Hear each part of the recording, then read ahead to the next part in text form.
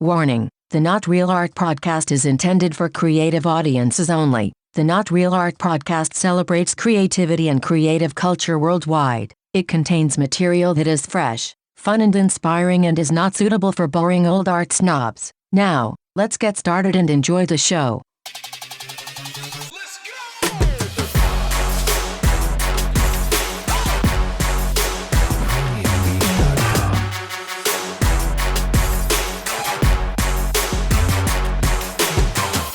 Greetings and salutations, our fellow artists. Welcome to Not Real Art, the podcast that celebrates the culture of creativity. I'm your host, Sourdough. And man one, that's me. Man one in the house. In the house. What's up, brother? Chilling, man. Chilling. Dude, we're at it. We're at it again. Oh, man. Will this ever end? Yo, it'll end all right. It'll end. It ain't not gonna be pretty. That's great. Yeah. Fiery crash is what I think I see in my future. Big blast. I like roasting marshmallows. Turns out I'm gonna roast myself. Yeah, well, here we are. But I digress. Oh man, it's good to see you. Yep. We got a lot to talk about. We've done a lot. What do you want to do? Boredom is not a problem. No. I mean, you ever think about that? Like, people who are bored, what's that? I mean, like, what is that even like? That just sounds like luxurious. Just like laying around, like, don't know what to do. Well, I mean, there is a lot of boring stuff out there, though, on purpose. I feel like if you're bored, Yeah. you're fucking boring. Like, you know what I mean? You're Yeah. the problem. It ain't life. It ain't the world. Because there's like a lot of shit out there, right? To, Yeah. You just got to go do it. bitch about. Go protest. By the way, you're so fucking bored. Go fucking protest our fucking. That's what we should do. What's that? Yeah. That should be a campaign. If you're bored, go fucking protest. Ah, see, That's it. You heard it here first on Not Real Art, people. Get up, walk down the street, protest. Make a sign, pots and pans, beat some pots and pans in the corner. Yes. Whatever. Get a whistle. Yeah, I think that's the ticket. If you are bored, you need to protest. By the way, just in all candor for our listeners, I don't know if they can hear it. Yeah. But in the studio today, we have an alien, a foreign invader here, my son. Yeah. Who's knocking on the door? Ellis. Yeah. Who is banging on the door Yeah. because he has escaped the downstairs Yeah. and wants to come in and play podcast. He doesn't want to be bored. He doesn't want to be bored Go downstairs. protest, Ellis. Oh, wait, he is protesting. He's trying to protesting get right in. now, knocking on the door, Yes. the Not Real Art door. The Not Real Art door. And, and that was a dada. Dada! Yeah. He's yelling. I wonder if people can hear that. Ellis, I'm recording right now. Yes, buddy. Yeah, he wants in. Dada, Dada loves you, pal. Oh, man. Now this is only funny if people can actually hear what is happening, which I'm not so sure. But I think we're just gonna have to let it roll because I don't want to stop recording. Yeah. We've had this happen before with my daughter, right? Usually, we let her come in. Your kids love Not Real Art. They do love Not Real Art. They they know what's up. Yeah. They're like, Dad's doing some cool shit. Let's go barge into his studio. Because they know this is their legacy. This is what I'm leaving behind for them. That's right. One day this will all be theirs. That's right. This is their inheritance. They want all these digital files. All these digital files will be theirs at one point. These microphones will be theirs, and I'm sure they won't take them to the pawn shop and get $20. Yeah, I don't know, but your son, strong little guy. Yeah, right. Strong little guy. Right. Solid. Yeah. Solid. And I think he's trying to batter ram the door down. Dude, the kid with can do it. The shoulder. I think it's his shoulder. I don't know. Yeah, no, he's a little bull. He's bull in a china shop, that guy. That's right. Solid. You should stick around long enough so that when he's 18, he can be your bodyguard. Dude, he'll be my bodyguard in a few years. Actually, you're right. What are you talking about? But I mean, he is a perfect example of just how indifferent the universe is, right? Because the universe doesn't give a shit. Because if the universe actually cared, we'd all be born like Ellis. Yeah. Right? Because Ellis was just born out of the sheer luck of the draw to be like this solid chunk of muscle. Yeah. That is got great balance. He's got great coordination. He's fast. He's great looking. He's got attitude. He's got it all. He got swag. Dude, if I had the swagger, okay, he's 2.5. Okay. If I had the swagger at 21 that he has at 2.5, it's a wrap. It's a wrap. It'd be a wrap. He's cooler at 2.5 than I ever have been in my whole life. I can see that. I can see that. He's that cool. Oh yeah. Yeah. No, he knows he's got it going on. Yeah. But I'm sorry. Maybe it's too much information, but with him being adopted and his biological dad being half Cuban, like I think it's the Latin lover thing myself. Yeah. Well, you just take credit for it. That's what I would do. Just take. Am I doing okay? Yeah. You're a parent. Yeah. Of 3 amazing kids. Yeah. All of whom are like they're adults in college. now. They're adults now. Right. You didn't kill them. They didn't kill you. Yeah. They haven't killed anybody that we're aware of. Yeah. You did an amazing job. So you can judge. I mean, how the fuck am I doing? Because I feel like I'm fucking up half the time. I'm still fucking up. What are you talking about? Yeah. Well, if you're not fucking up, you're not doing it right. That's right. That's fair, right. Yeah. You're not trying hard enough, No, it's having kids is a blessing, and it's great, and it's beautiful. And can you get out of the house now? Yeah. It's like, but some people have criticized me because they think it's because my daughter's 7 and my son's 2.5. Yeah. Some people have criticized me saying it's too early to hang military recruiting posters in their room. I think it's not. I mean, why? Hey, it's time to get back. As soon as you're 18, serve your country. I noticed all the posters you're putting in your daughter's room. That's great. You're trying to get your daughter to enlist. Well, first. Air Force. Air Force for her, and then Ellis is straight up Navy SEAL material. Yeah, he's Navy SEAL. He's going like deep dark ops. Yeah. Covert ops for Ellis. Yeah. Although he's not being very covert right now. He's like not banging on the door. Yeah. Here's the thing, right? I mean, if I was Al Qaeda, I just would be shooting that door right now. I was like, oh, there he is. He's not being very sly about things. No.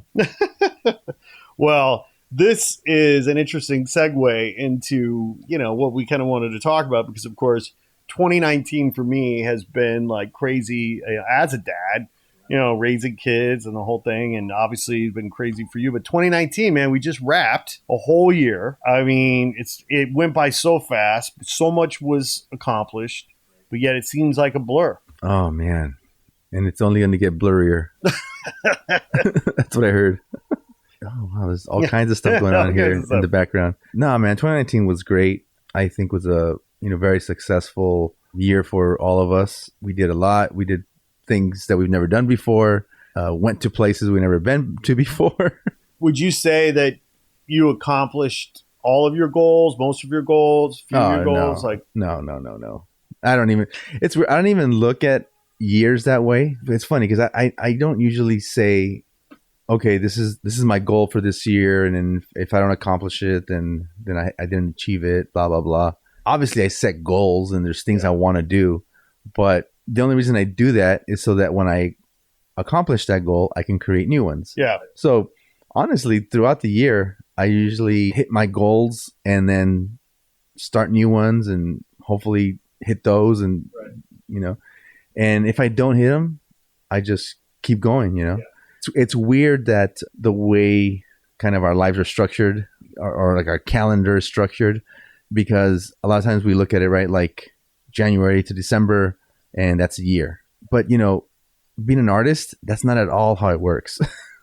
Because there's projects that I'll get, in November that go through February. So you can't really stop and think about it as like, oh, my year's over. Now I'm continuing the work I was already starting. So to me, I just look at it as it's something that happens every year, and great, new year. Okay, cool. Let's keep going.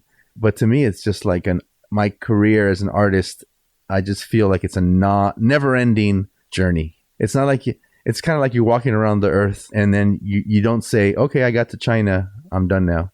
No, you keep walking. You keep going to the next country, and then you make it back to China again and you do something else. That's kind of how I see my career. So how are you getting past Trump's wall on that walk? I'm just curious. Like, Yeah, that fucking asshole. You hopping over? Oh man, tunneling? Yeah, no, just I just tag on it. That's what I'm doing. But it's cool. It's 2019. Did a lot of cool stuff.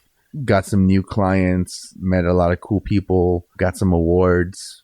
Traveled to some cool countries. Where'd you go? Specifically, I went to Japan, to Tokyo. I also went to Hong Kong for the first time. And that was like right before all the protests started. Right, yeah. Which was just in the nick of time. Yeah, it was really amazing because Hong Kong was such a cool city. It was like so pleasant, very friendly, very safe. I walked around for days just taking pictures and eating cool food, and it was just great. It was a great time. And then to see like all the turmoil afterwards, like within like, I don't know, like a month and a half or whatever, everything changed. And it's really amazing to see how quickly things can change.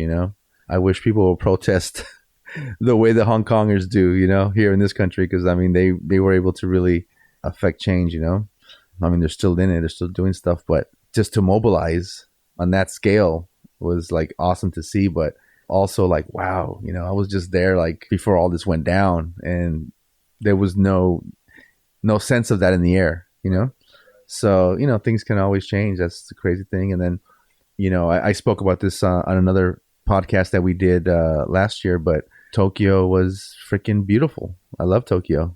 Japan was just so much to do there, and so much to see, and so inspiring. It's like one of the things I love most about traveling anywhere is just the inspiration you get from going to these places, and you come back and you're like on fire. To be honest, like a lot of what I was doing in Tokyo and in Hong Kong was inspiration for some murals that I'm painting for a client right now, so almost a year later, I'm finally working on the actual murals. So that's what I'm talking about. Like to me, a year doesn't start and stop, at a certain date. It's like that that traveling I did allowed me to come back, put my thoughts together, start sketching, delivering artwork to the client, back and forth for months on this project, getting approval, getting the materials, building these giant panels, installing them in my studio. Literally like 3-4 days ago, I started painting them. So it's like, talk about a year. Some of these projects, that's what they take. And obviously it's going to take me probably another month and a half before I finish and install it. So it's a journey, but that was great. I did not get to go to Miami though, to Art Basel. Oh man, you missed the Tate Banana. I missed the fucking Tate Banana. Comedian. Yeah, man. But you were there. I was there and representing for us. Miami is a very interesting place. I mean, I've said it before, I'll say it again. It definitely is, I think, the sexiest city in the U.S. in many ways. But it's a hard city. Traffic sucks. Well, during Art Basel. Yeah, well, during Art Basel, it especially sucks. Yeah. But I talk to Uber drivers and other people. They're like, no, it sucks all the time. Yeah. Well. A lot of construction going on. There's a lot of people, and yet it's so fascinating because they're looking at sea level rise and impacts of environmental issues and global climate change, what have you. And yet there's all this development going on, and so it's just a fascinating kind of city in a lot of ways. By the way, I don't think you could drive fast even if there was no cars on the street. Right. You'd crash. Yeah. You ever look to your right or left going down South Beach? I know. And try to speed up? No, you can't. Yeah, well, there's visual speed bumps all over the place. Yeah. Visual speed bumps. But you still should, if you can, drive a Bugatti. Yeah. Because those are very attractive to speed bumps. That's an excellent point. In a place with so much traffic, you can't even move. Ferraris, Lambos, Bugattis, everyone's going. They're all right there. And they all seem to be driven by a 27-year-old Cuban American or South American expat, or or rapper, right. Or like a 27-year-old rapper. But they never get to put that car out of first gear. Ever. Hey man, they don't, it's just knowing that if they could actually open it up, yeah, it'd be off the charts. It'd be off the chart. And yeah, no, I was in Wynwood a few times, and one of the times I was there, I was like, having a little lunch at this thing, and traffic was just walled, bumper to bumper. Nobody was moving anywhere, and there's this dude in a Bugatti just sitting there, fucking for like 15 minutes, just sitting there, couldn't go anywhere. People were walking by the car, taking photographs and stuff. I'm like, I wonder how he feels right now. Does he feel like he's getting his money's worth? And I'm sure those engines don't burn any gas. Oh no! I mean, just the oil change is $8,000, so like it must be worth it. But no, man. I mean, Miami. This is, I guess a couple of years now. Last year we went there. We were both there together. This year I went solo. Ran into lots of, some of our friends. Shout out to Ben Goretzky over at DCon, who I saw down there, among others. Ling Talon, Chicago artist that we know, who's had several paintings in a couple different shows, and did very well and sold very well. But it's a lot. It's too much. I made it, what did I go? I went to Scope. I went to Context, Pulse, Art Miami, of course, Wynwood Walls. And one of the highlights, though, was the Museum of Graffiti. Right. Yeah. And I really hated going there without you because, like that just didn't seem right. It wasn't right. Life ain't right when I can't go to the Museum of Graffiti without my boy Man One. But that was a real highlight. They really, really put the love into that. And it's apparent. There's real scholarship there. Like they made a real effort to present the history in a fair, objective way that, the neophyte can learn and understand. They did it in a way that feels rational and instructive because, very kind of chronological kind of layout. But yet they've got areas for new school shit, so they're definitely teaching you the history and shout out to the OGs and, celebrating the OGs and what have you. But then there are areas for the new generation and the new artists coming up. The exhibits were off the charts. I mean, like they had original drawings and black books from 71, 72, 73, 74, New York, like in these cases, like from the, OG archives. Boy, I mean, just the integrity of those exhibits and the purity and the richness, the humanity of it was really, really poignant and palpable. And it was, I think for, certainly for those involved, they should be proud, and I'm sure they are, and because it was a major accomplishment. Yeah, no, absolutely. I think I was really bummed that I couldn't be there for the opening and be in Miami for that because number one, everyone was there, right? Well, yeah, a lot of people. A lot of the heads from New York were there, LA, and everywhere else. And what was cool is he also gave a lot of love to the local artists, right? Yes, that was Miami's represented for sure. Yeah, so that was great. And, it's just interesting, right? Like it's basically this museum opened basically 2020, but even though it's the end of 2019, but it's right around roughly 50 years from the beginning of, what most people would say was the start of graffiti on the East Coast, right? Obviously everyone's going to debate that, but it's roughly around 50 years, right? I just always find it interesting because people have wanted to do a graffiti museum forever, right? Obviously, there's been galleries. I had a gallery. Other people have had galleries. And everyone's spoken about a museum for years, for decades. Yeah. And it's just so interesting that it takes about 50 years to put up a museum for something, Maybe part of it is it has to be that way because there's history involved. You need some time between when it happened to when it can be documented and spoken about correctly. And that maybe that number is 50 years. I don't know. I just keep thinking of this, KRS One line, he says 50 years down the line, we'll be the old school artists. That's kind of what I'm thinking is just like all of us in the game, all of us who were doing graph, all of us who were graph lovers for the last 50 years. It finally took this to happen, and I mean, it's great and I'm glad it did. And I'm just wondering if it's going to keep growing, is this going to expand? I mean, you told me the size of the museum is cool, but can it be expanded? Absolutely. Well, it can't be as I walk the building. Like the building is pretty limited. Like, I mean, I think it's 3,600 square feet. I think they would have to knock down a wall and build out into the parking lot or something to expand it. Oh, got you. Yeah. It is important to point out that this isn't a permanent exhibition. This is not a pop-up, right? This is not a pop-up. This is permanent. And so, for them to grow there, I don't really know what it would take. It seems like they would have to knock a wall down and build out into the parking lot or whatever. Or maybe they build another structure there and connect it with doors or something, who knows. But and that whole area is just being it's gentrification, right? It's just like off the charts there.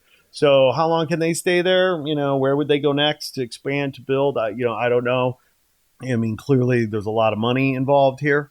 I don't know what that looked like for them in terms of who's backing them and who their investors are. But clearly they had, money to do it well and do it right and do it well, just not necessarily do it big. And that's probably phase 2, whenever that is, 5-10 years down the road. I don't know. Yeah. No, I also heard that there's like a hip hop Hall of Fame being built in the Bronx. Really? Well, that makes sense, man. And, this would be like a natural tie to that. Yeah, man. Good for them. Alan Kett, Carlos Mayer, 139. Which, by the way, Carlos said he'd be on the podcast. Oh, cool. Yeah. He's we got to make that happen. I learned a lot from him over the years, even just following him from afar. Every time I've spoken to him in person, he's always dropping knowledge, and just really, really cool, humble guy. And he has so much knowledge, just so much knowledge. And, some exchanges online have taught me a lot. And then, he's just a cool cat. So, I think it's one of those, it's so important that when you're doing something like a museum of something, you better get the right people to be the face of it and to organize and orchestrate it, because this could have gone terribly wrong had you had the wrong curator, the wrong director. For sure, like, I wouldn't want that task. That's like, you have to put up with all the egos and all that stuff, but they did a great job. So kudos to them. Museum of Graffiti, we give them props. Yeah, I mean, one of the more compelling exhibits, I mean, it's all compelling, but one of the ones that struck me is when you walk in, like one of the first walls you see just to your left is this floor to ceiling sort of installation of Martha Cooper photographs, right? Okay, yeah. So these are photographs that she took certainly in the 70s, early 70s, mid 70s, in the Bronx, Brooklyn, whatever.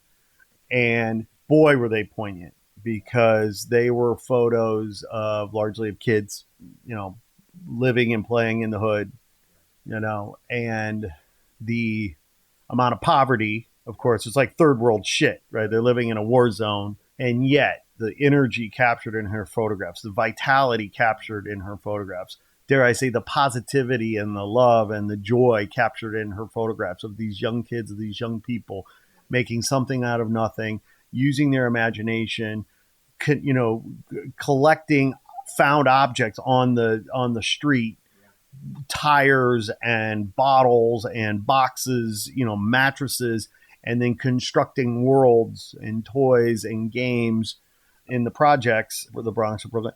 These photos were unbelievable. And the kids, the looks of joy and laughter and smiles on their faces were so poignant, because I'm like looking at this going like, first of all, I wonder what happened to these kids. Second of all, like, are kids today even capable of that amount of imagination and that amount of ingenuity and that amount of fun? Because maybe we are too connected to screens and, entertainment, whatever, but also because parents are so overprotective these days. I mean, do we let our kids go out and run the streets, like back in the day? I don't know. But I'm just saying, like, those photos were just so poignant on so many levels. And then when you think about what's happened to the Bronx and to Brooklyn, over the last 30 years, and the fact that none of those people could afford to live there anymore is really interesting. And so anyway, so I could go on, but yeah, the Museum of Graffiti was a real highlight in my trip to Miami for Art Basel. That's the real shit. Like, that's what you're talking about. Yeah. Right? Like, exactly what you just mentioned about Martha Cooper's images and all that. That gave you the sense of like that hits you in the gut, like real. And then you drive from that museum 15 minutes away or whatever and people are sticking bananas with freaking tape onto the wall for 120,000. For 120,000 or whatever the fuck it was, and that's the insanity of Art Basel right there, in a nutshell. And the art world in general. Wow, it's crazy. Well, and the people watching is fantastic. That's one of my great joys of going to a place like Miami or to an event like Art Basel, because people just dress up, man. And it's hilarious. It's a lot like last year. I mean, I think last year we said a third of the art was genius, a third of the art was emerging, and then a third of it was shit. Right. I think that's probably still the case. I mean, it's very hard for me to look at art and appreciate art that feels appropriated or derivative or whatever. I can't, if I don't see the human hand and if I can see your influences, I tend not to like the art. I got to see the hand, and it's got to feel fresh and original. And that's there. I mean, I saw a lot of that, but I just also saw, a lot of stuff that I just wasn't impressed by, But that comes with the territory, right? One of the highlights for me being in Miami that weekend was that I went to Little Haiti for a rave. For a rave? For a rave. Oh, wow. Yeah. So Little Haiti, yeah, right? Which, of course, already had me interested because I've been to Haiti a couple of times, as you know. And so to go to Little Haiti in Miami seemed really interesting.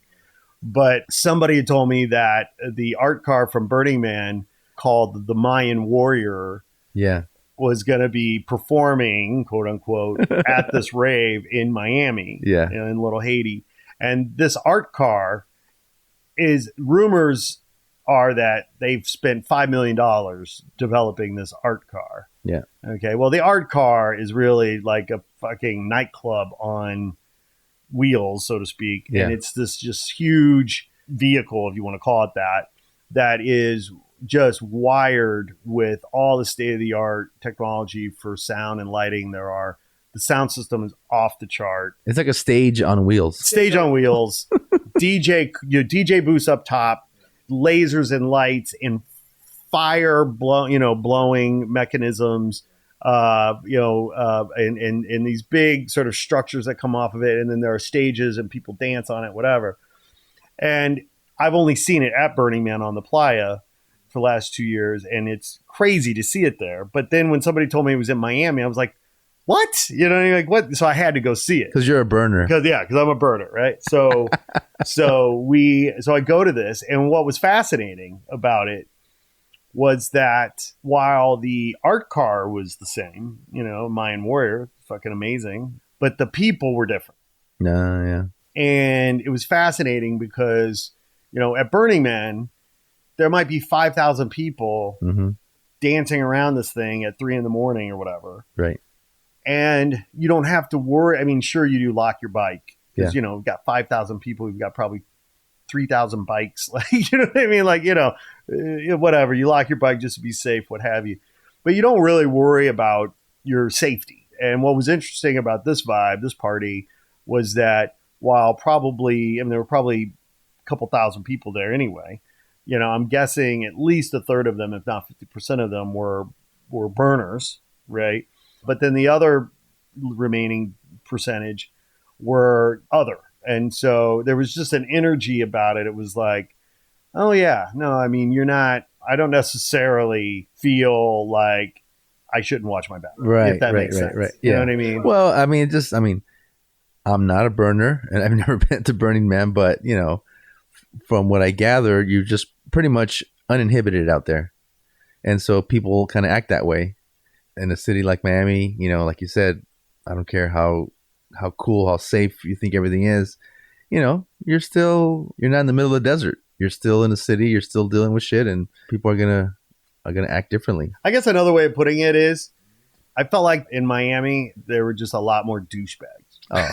Oh, you didn't know that? Well, at this particular rave, the douchebag ratio was too high for my liking. Certainly compared to Burning Man. Yeah. We just finished talking about Bugattis. And by the way, there were a lot more naked people at Burning Man.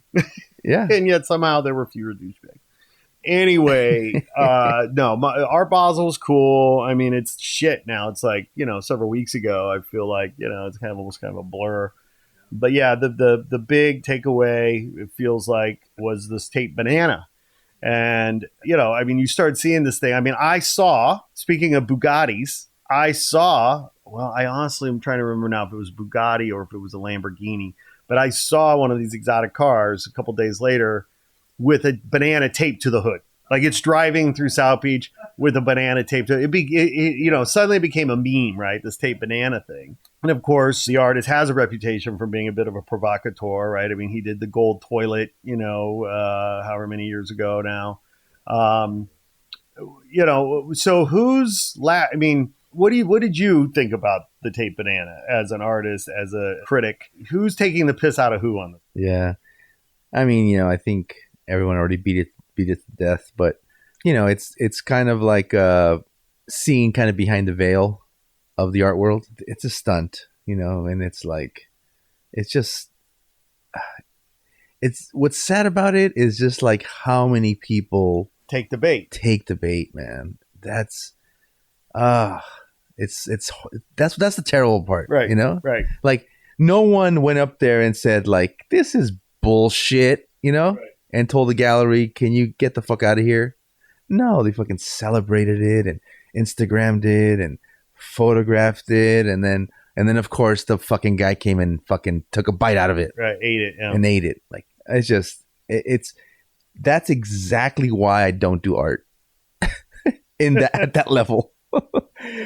That's exactly why people hate art. That's exactly why people don't get art, because there's a lot of shitty stuff like that in the art world, and it gets thrown in with the good stuff, the stuff that's meaningful, the stuff that when artists really pour their heart and soul into stuff, then you got that, and it's just it's like, really, Yeah, I wonder if somebody had gone, like, can you imagine, like, somebody had gone ballistic and, like they just happened to have a baseball bat with them and they just fucking started beating the shit out of the fucking wall with the banana and just been like, fuck right. This shit, boom.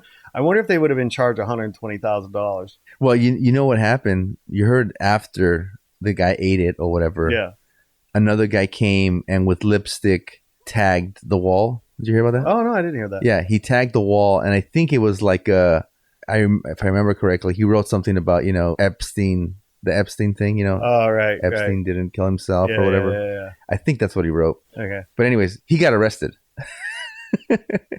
He got arrested, and I don't know what happened to him, but that was another performance artist, right? He was like live streaming him vandalizing the wall where the banana was hanging. It's just shit. That's like terrible. That's the levels of hypocrisy, dysfunction, and irony. It's just like it's a fucking hairball. Yeah, Shit. Like it's crazy, right? Because if Art Basel didn't have all those millionaire and billionaire collectors there, you wouldn't have this stupid shit like that, Because who's gonna buy $120,000 fucking banana?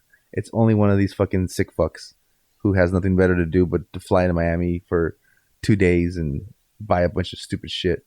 But then again, if we didn't have those guys flying in and doing that, right, no one would give a shit about Miami and wouldn't be there. Yep. So it's like, oh God, it's like this fucking catch-22 in the art world, Yeah. It's like you gotta love it and hate it. And yet, if you were the artist that was so fed up for some reason with the system, with whatever, and you were participating in a show, and you decided, fuck it, I'm gonna go buy a fucking banana at the 7-Eleven around the corner. I'm gonna tape that shit to the wall, and you just did it in protest. Yet somehow it blew up. Like you'd fucking I don't know if you'd be happy or sad, but like, right. like it would be insane, right? Like obviously the artist Mauricio, right? What the fuck's his last name? I don't know. Anyway, I'll have to look it up. But clearly he has some claim already anyway as a provocateur. But like, was it designed? Was it impromptu? Was it, who knows? But it does hold up a mirror on some level. And I think good art does that. To me, the banana fucking thing was the worst part of Art Basel. Looking at it from over here, because that's like, too bad I missed it. Too bad I couldn't hang with you there. But hopefully we'll do it in 2020. I just think he was calling me a monkey, and I don't play that. I don't like being called a monkey. I like my bananas, but come on. Well, this podcast really is about 2019, not Art Basel specifically. And a lot happened in 2019. And, you're absolutely right. Like, we go into these years and there's carryover from the year prior. There's projects. I mean, these things that we're doing our lives, right, are happening on multiple parallel paths, right? And some things are further along than others, and some things are still in the progress. Some things are just getting started. And, if you're trying to be a whole, total human being, right? I mean, we're, body, mind, and soul, right? So, and as, family men and spouses and stuff, like, we gotta work, we gotta provide, and yet at the same time, we gotta take care of ourselves, we gotta grow. And so for me in 2019, coming into 2019 from 2018, I remember thinking like, because I'm not a resolution guy. It's like, it's not about like, oh, what is my New Year's resolution? Fuck that shit. It's just like, what do I want to do with my time this year? Right? Because I mean, to me, nothing's more valuable than my time, and nothing's more precious than my time. And so how do I want to use my time this year? And so at the beginning of 2019, I knew that I wanted to use my time to be the best husband and father I could be, which of course I failed miserably. I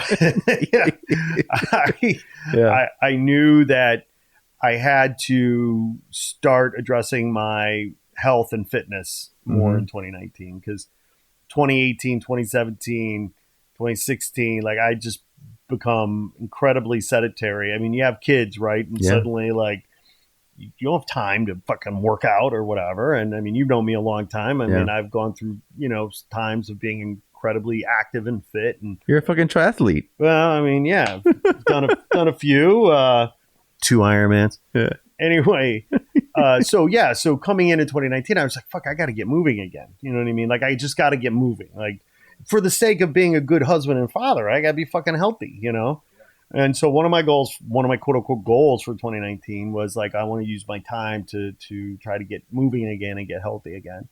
And then professionally, in terms of my goals and entrepreneurial dreams, what have you, it was about doubling down on our passion for the arts and artists and helping celebrate and elevate the creative culture that we're a part of.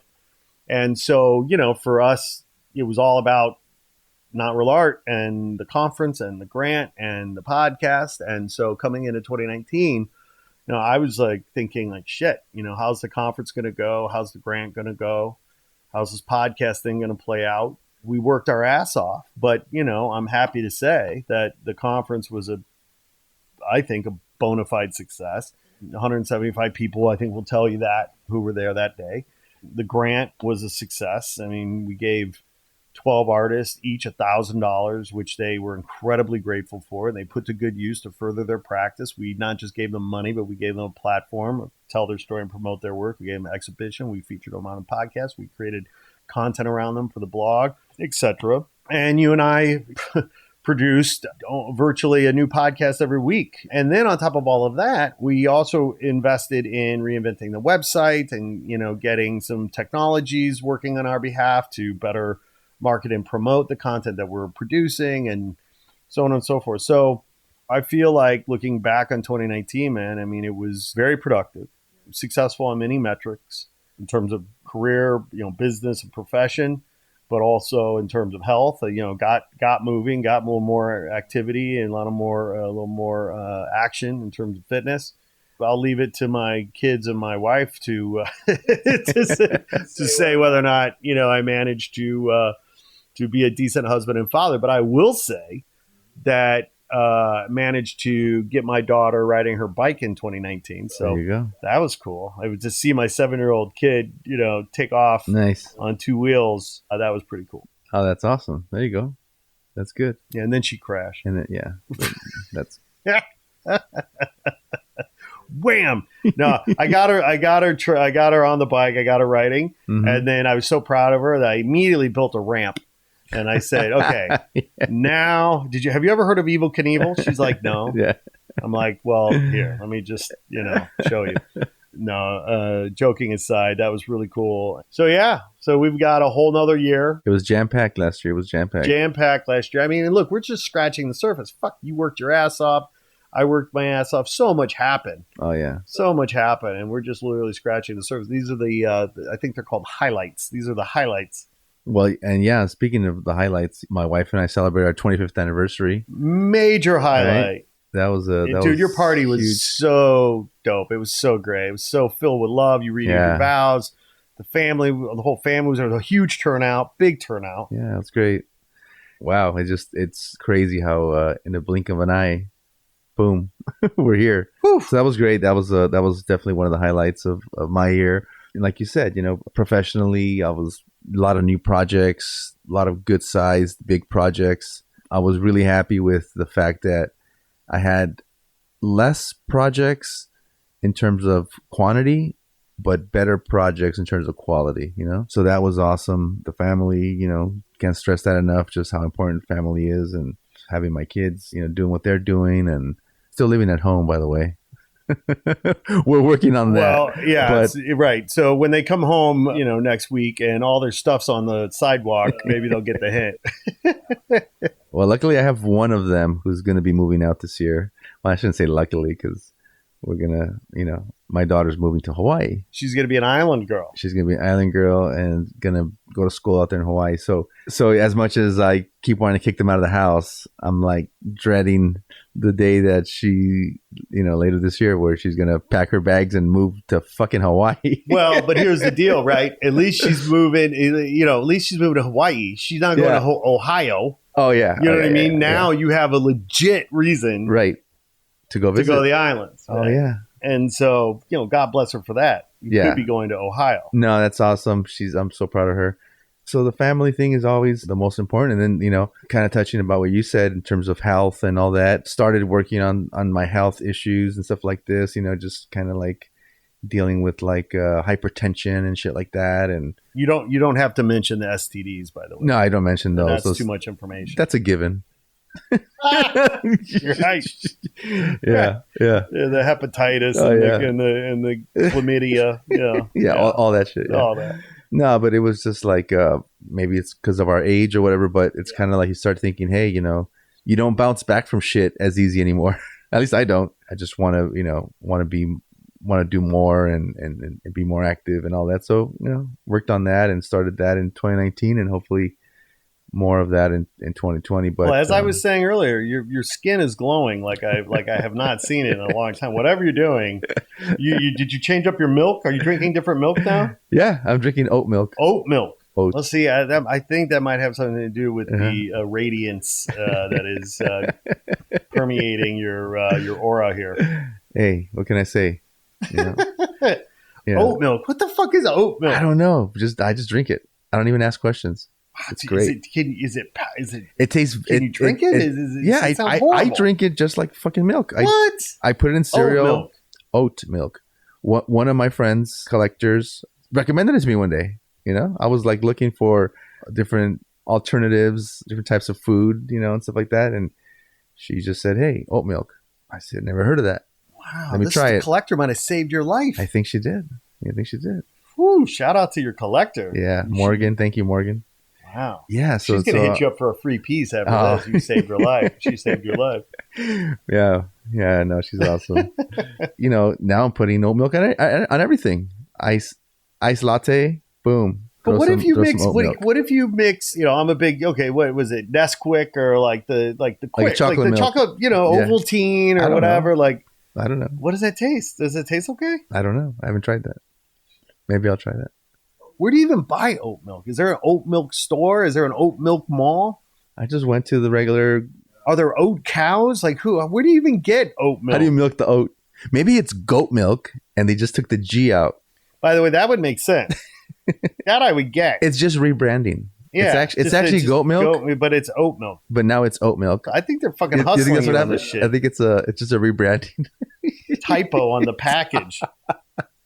Leave the G out, and people will buy it. Because people, Like, oh, no, I wasn't going to buy goat milk, but no, oat milk. Yeah, oat milk. Uh-oh. See, you're getting hustled, man. I'm getting hustled. Because, by the way, like, I'm not judging because, I've actually, believe it or not, eaten goat meat before. Dude, I'm Mexican. It's delicious. Like, I love it. So, I mean, the goat milk. Yeah. Why not? So it's oat milk. That's how they charge more. It's like the hipsters like drink the oat milk. Yeah. You're a hipster now. I'm a burner and you're a hipster. I guess I am, But your skin is glowing. Imagine if I bathed in the oat milk also. By the way, I want a photo of that. That's going to be, but that's going to be my new art project. Photographing graffiti artists in tubs of oat milk. I think you're putting your marketing hat back on right now. I think you're trying to pitch this to the oat milk industry. I mean, what could go wrong? Yeah. Artists in oat milk. Yeah. Yeah, that's your campaign. It's going to be a hit. I can tell. I mean, it feels very Dali-esque on some level. I don't know. But, well, that's really cool that you're feeling healthy. The kids are good. Yep. It is bittersweet that your beautiful daughter is going to Hawaii, but it's sweet because it gives you a great excuse to go to Hawaii. When is your first trip? When are you planning to go? We're going out there in May. I've never been to Hawaii, so this will be my first time in Hawaii in May.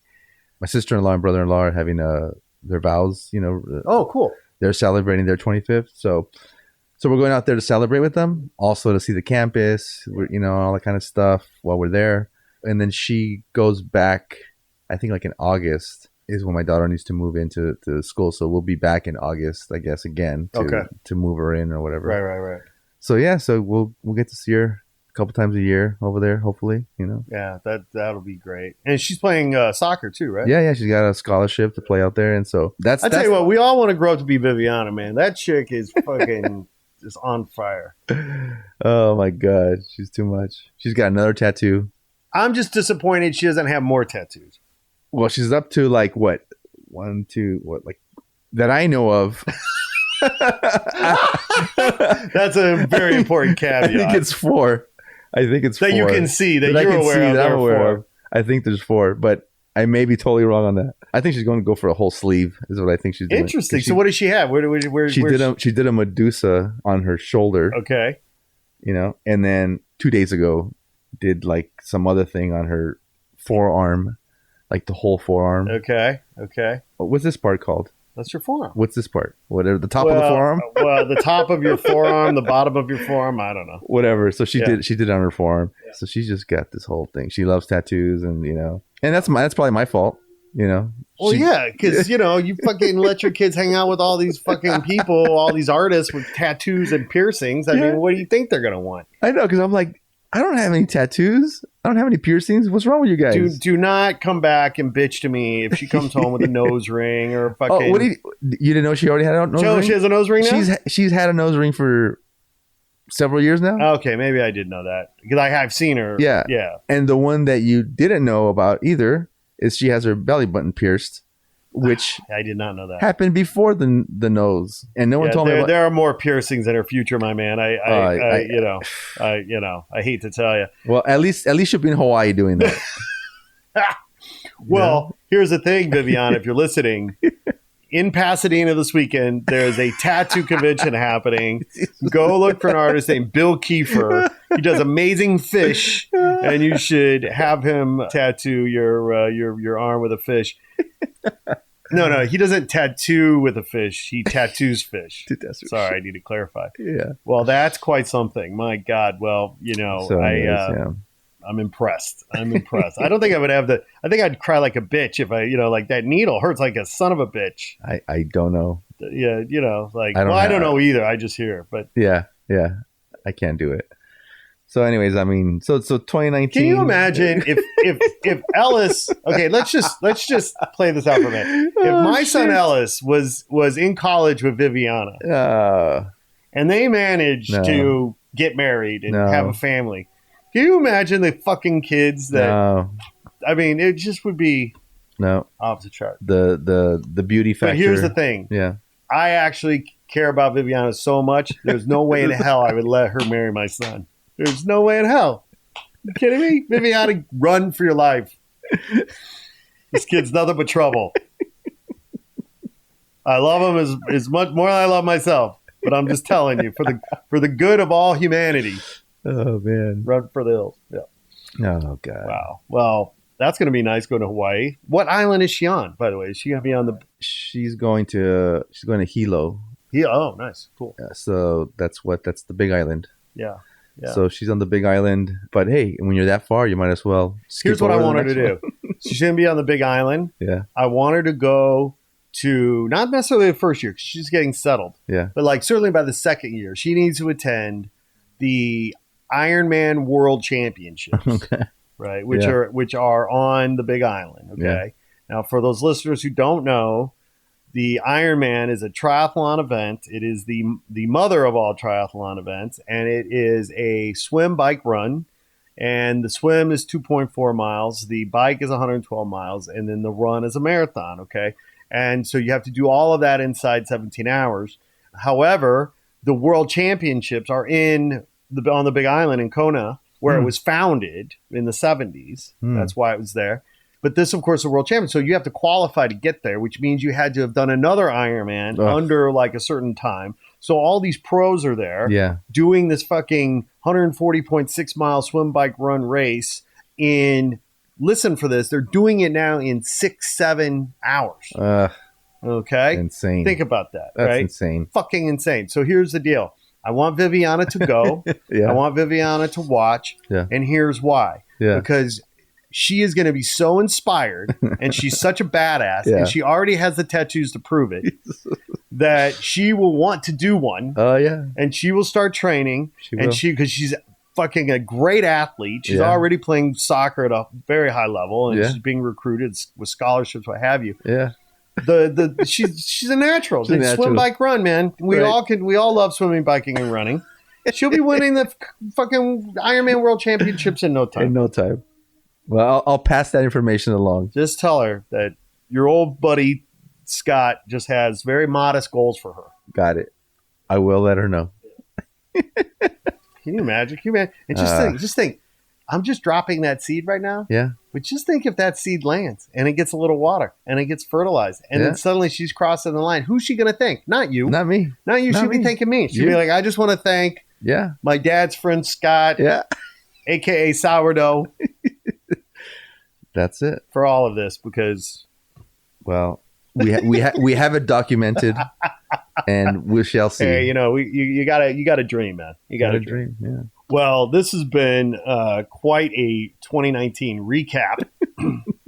Hey, we got a whole new year ahead of us. That's right. We just crossed the line for 2020, but I think we should save that for another podcast. What do you think? Yeah, there's too much going on. Let's wait. All right. It's late. We'll talk later. All right.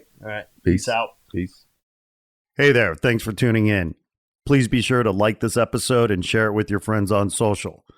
And if you haven't already done so, please be sure to press subscribe and follow us on IG at Not Real Art Official. We appreciate the support. Sourdough out.